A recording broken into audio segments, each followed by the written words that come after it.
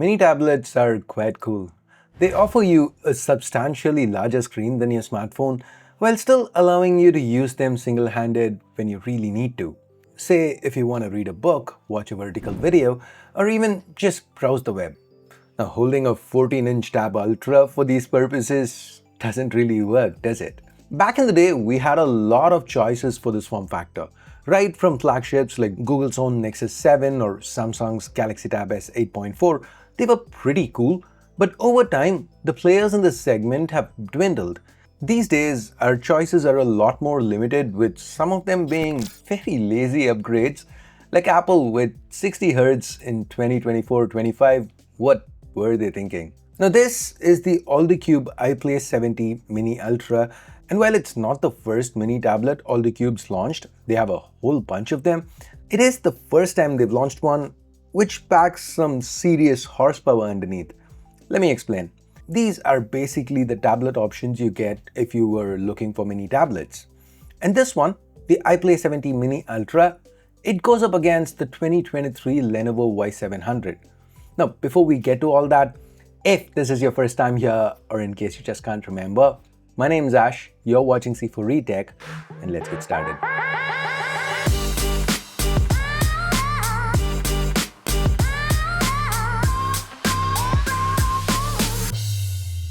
Now this tablet, it is built well, it's all metal. We've got the power and volume keys to the right, a micro SD card slot to the left, which is always a sight for sore eyes given Apple's never supported micro SD and Lenovo's removed it with their latest iteration. Next we have stereo speakers to the top and bottom, and this Type-C port, it's USB 3.1 and it supports video out. Now the speakers, they sound nice, though I think the ones on the Lenovo, they do sound a little better. But whether you're gaming or watching videos, the experience is still very good. Now that is also thanks in large to this excellent 8.8-inch IPS LCD screen here. It is very similar to the one we get on the Lenovo. It's high quality, we noticed no backlight bleeds. The 2.5K resolution, it is excellent for text, reading books, comics and so on. The 144Hz refresh, that's pretty awesome for gaming. And not just that, even for your day-to-day when you're scrolling around the interface, which by the way happens to be very close to stock Android, you can feel that 144Hz smoothness. That's in stark contrast to Apple's 60Hz on the iPad mini. By the way, do note that just like with the Lenovo, the brightness peaks at 550 nits, which is good enough when you use the tablet indoors, but outdoors, it's a little challenging. Now, to be fair, this is a tablet which, unlike phones, you're probably going to be using indoors mostly. Now, forget all that. The main reason why we're all talking about this tablet, the reason why I think this is a very interesting product, it's gotta be because of the chip on the inside, right? Now, for the first time, AltiCube's gone with a very powerful SoC in the Snapdragon 7 Plus Gen 3. And given this tablet is expected to be priced similar to Lenovo's 2023 Y700, the fact that this SoC clearly outperforms the 8 Plus Gen 1 on the Y700, it's a big positive. Also, it's got the same LPDDR5X RAM and UFS 3.1 storage combo, though AltiCube only offers a single SKU, 12-56. There is microSD after all. Now all this makes the iPlace 70 Mini Ultra an excellent choice for gaming. They've done well with the cooling. It fares really well with respect to sustained performance.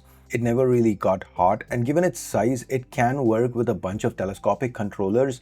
So if you want to just use it as a streaming device or a retro gaming device, it's got the horsepower and the refresh to deliver a very good experience. And it can also do that for longer than the Y700 because AltiCube's not gone for a useless macro camera.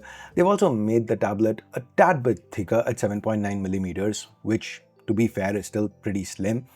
What they've done though is they've managed to pack in a much higher capacity battery, 7300 mAh up from Lenovo's 6550. So the battery life, it's excellent. So to sum it up, the iPlace 70 Mini Ultra, I really can't get used to that naming. Just like the Lenovo tablet it's competing against, it's built just as well, features a display that's just as good, and actually offers a stronger processor and improved battery life. And given it's expected to be priced similarly, is this flat out the best mini tablet to buy at around the $300 price point? Well, See, there are a few areas where AltiCube's cut corners that aren't really noticeable at first glance when you just look at the spec sheet. So let's talk about them now. Here are the cons. With the display, while we get Widevine L1 certification, we don't get HDR support on Netflix.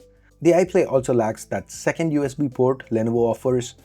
Also, while there is video out support, it's just screen mirroring, meaning the extended mode option or the Samsung DeX-like PC mode option you find on Lenovo, that's not available here. From a software perspective, we only get Android 14, and while the stock interface is very smooth, very responsible, the tablet feels blazing fast, AltiCube's not made any promises about updates, and given their track record, updates aren't something I'd be holding my breath for. The Lenovo, on the other hand, it did receive its Android 15 update recently, and while it might not receive another update, worst case, we are comparing Android 15 to 14, so it's at least one version newer, so I see that as a slight negative for the AltiCube. Now, the 73 mAh battery, the increased capacity, that's awesome, but the charging situation isn't, because the iPlay, the charging speed on it maxes out at 20 watts compared to Lenovo's 45, so it's gonna take a little longer to charge. Also, while I did not get an included charger, they will be including a 20-watt charger in the box with the iPlay 70 Mini Ultra, whereas Lenovo includes a 68-watt charger. While I don't think it's a deal breaker, it's still a difference worth noting. Also, the cameras, they're pretty blah, even by tablet standards. I don't think they're anything to write home about. Now, to some of you, these cons might seem really minor, and the increase in performance and battery capacity, that might be a lot more alluring. If that's you, then the iPlay will serve you well. It's probably the best mini tablet for you to choose at about $300. But if these cons do bother you, then just go with the Lenovo Y700, the 2023 version. That should be the better pick for you. I feel the iPlay 70 Mini Ultra is a very good first offering from AltiCube, and by first offering, I mean first premium offering. I really like what they've done. Despite the cons, they have me intrigued enough that I can't wait to see what they're gonna do with the next gen version of this product. So anyways, that's my take on the AltiCube iPlay 70 Mini Ultra. What do you think? Let me know in the comments below, and thanks for watching. Ash out.